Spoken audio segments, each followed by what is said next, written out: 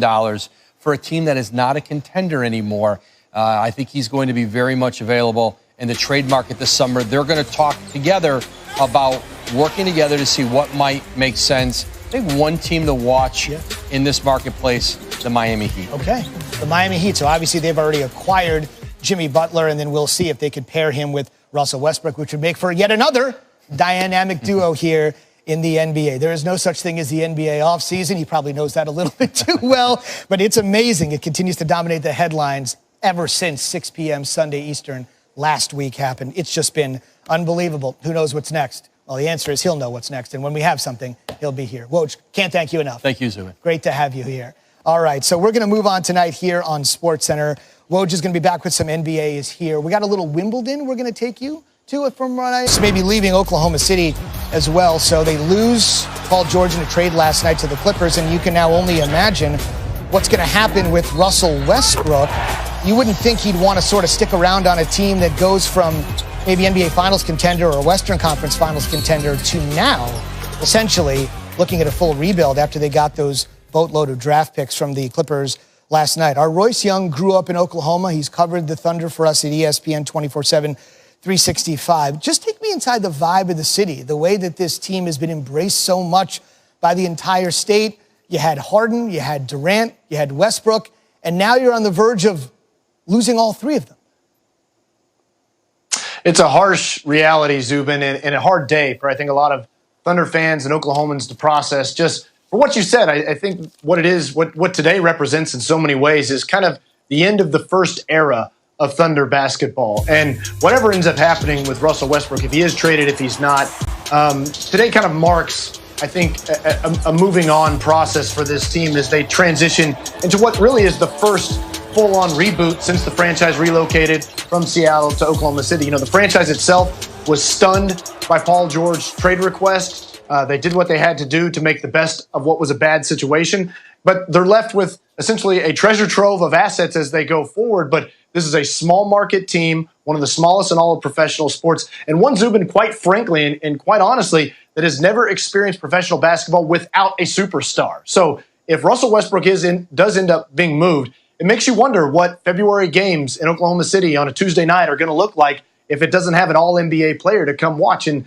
that's something that the franchise itself is considering as they carve this path forward. But they also had to take into account what can they do to preserve Oklahoma City basketball as long as they can. And part of that is reacquiring assets as much as they can as they begin this full-on rebuild. That's a good point. They obviously got a ton of assets from the Clippers. They could obviously probably get a boatload for Westbrook from somebody. And I think we mentioned with Woj, and I think it bears worth repeating, that Sam Presti does have a pretty good, their general manager, history with drafting guys. So if they do have to rebuild that way, they probably do have confidence that they are going to be able to pick up the right guys. That's our Royce Young with the Thunder with Westbrook for now. All right, so let's head off to native coming to play for the Clippers. He informed the Lakers and the Raptors of his decision, according to our Adrian Wojnarowski. And Kawhi Leonard coming here to the Clippers. He's not going to be alone.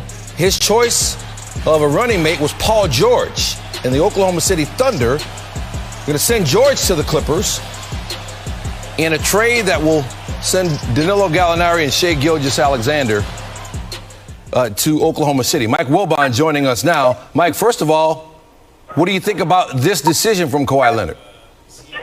Well, you know what? I think the decision to be in Toronto or join the Clippers keeps the league much more interesting than just going to the Lakers. And I'm not saying there would have been anything wrong with going with the Lakers. I'm not saying they wouldn't have been fascinating for people just obsessed with the Lakers. But for people who are paying attention to the league in a little broader manner, staying in Toronto or going to the Clippers at least leaves a fascination about what some matchups could be like, what some rivalries could be. And obviously you guys got the rivalry right across the street now when the Lakers and Clippers meet each other, with Kawhi Leonard joining a 48-win playoff team with a coach wearing the championship ring and a special consultant who's the logo of the league, Mr. Jerry West, and the owner, who I guess is perhaps the richest owner in the league, in Mr. Ballmer. So there's I don't know how anybody could be critical of him joining the Los Angeles Clippers. I'm sure there's an entire nation up north that is, somewhere between upset or depressed about him not staying there and trying to pursue more championships. But I think at least by joining the Clippers, it leaves another dimension of interest and fascination with now how the Lakers, and tonight I'm in Las Vegas where I didn't even feel the earthquake. I don't know what my problem is, but the Kawhi Leonard news is bigger in some ways, certainly in a very myopic sports sense, than that, because of what it does with that.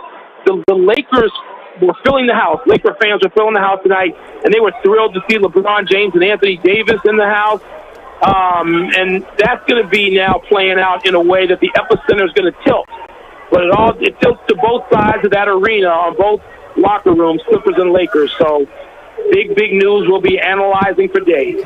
So Adrian Wojnarowski, according to his reporting, Paul George was Kawhi Leonard's choice of a running mate, and maybe that trade, working out that trade with Oklahoma City, is what took so long for Kawhi Leonard to make a decision. What do you think about that tandem added to what the Clippers had last year? Well, I mean, it sounds like a great tandem. I mean, it sounds like a great tag team. And, I mean, now, immediately, I don't understand. I got to hear more as we go on about why Oklahoma City would be so accommodating to the Clippers. For what? I mean, do they really believe that the Russell Westbrook, Paul George experiment of a couple of seasons is done and they want to go a different direction and get younger and start what appears to be something of a rebuild? And how's Russell Westbrook going to take that? I mean, he was playing with his teammate was Paul George first team or second team All-NBA? And either way, we're talking about a top 10 player in the league this season, and now Oklahoma City doesn't have him to accommodate the Clippers. That's going to take some, digesting as we sort of filter through the next couple of days. But Paul George and Kawhi Leonard, I mean, yeah, why not? Who wouldn't want that? And it doesn't seem like you've given up the guts of it. You still got an ensemble around them. Yep. And to me, that makes them right there, shoulder. It makes them better than the Lakers. The Lakers don't yet have an ensemble. The Lakers don't yet have, a full team that they can go with. And the Clippers apparently do. And that's part of the attraction, I think, of Kawhi Leonard. He knew the pitch had to be, we're not going to gut this team for you to join us. We're going to be contenders from day one. And to me, this trumps the Brooklyn Nets move 10-1. I mean, the Brooklyn Nets move is sexy. You get KD, you get Kyrie. I mean, Kyrie's last team was better off without him, clearly. And Kevin Durant's not going to play. He's going to have a redshirt year. And then the first year, how close to Kevin Durant is he going to be the first year? So, to me, when you get a healthy Kawhi Leonard and you get Paul George and you get the guts of a team that won 48 games being coached by Doc Rivers, I mean, that seems to be, if you start talking about the big winner now in free agency this summer, not just free agency, but obviously trades too, it would seem that the Los Angeles Clippers, to me, would vault to the head of the class given what they've got now in terms of an entire team to trot out there at the end of October. All right, the Clippers adding 2 All-Stars in Kawhi Leonard and Paul George. Mike, we appreciate the time. All right, thanks a lot. Hey, did you know? By adding both Kawhi Leonard and Paul George, the Clippers will become the second team in NBA history to add multiple 25-point-per-game scores in one off-season, joining the 2014-2015 Cavaliers, remember them, who added both LeBron James and Kevin Love. That duo, along with Kyrie Irving, brought Cleveland its first NBA championship in 2016. Let's bring in our Adrian Wojnarowski. Clippers, 4-year, $142 million deal. Come and join the Clippers, and he's not coming alone. The Clippers also are making a trade to acquire Paul George from Oklahoma City, trading a boatload of draft picks along with Shai Gilgeous-Alexander and Danilo Gallinari. We're live here in Los Angeles as all this is breaking. What a day. What a day it was, especially in a night with the earthquake and all that. Right. And then Kawhi Leonard makes his decision, and he knows where he is going to be playing basketball, right here in Los Angeles. But with the Clippers, joining us now is our Ramona Shelburne. And the Lakers are not fans of the Oklahoma City Thunder right now, Ramona Shelburne, because the Thunder helped make this happen, helped bring Kawhi to the Clippers because he was able to bring Paul George with him in this blockbuster deal. How did this happen? How did OKC make this happen for Kawhi Leonard and the Clippers organization? So, the Oklahoma City Thunder felt like they didn't have much of a choice here, because within the last couple of days, and really what we've seen is in the last couple of days, free agency was pretty much over. Okay, free agency was July 1st and really June 30th, and this Paul George's trade demand came after free agency had begun, and so the Oklahoma City Thunder heard from Paul George that he requested a trade and he wanted to go to the Clippers to play with Kawhi, and they felt like, you know what, we've seen this movie before. We saw it in New Orleans last year with Anthony Davis. We saw this in San Antonio with Kawhi Leonard, and we're not about to go through this with Paul George. And they felt like, this is, obviously a team they felt like could contend. They had at least another year or so in them to contend.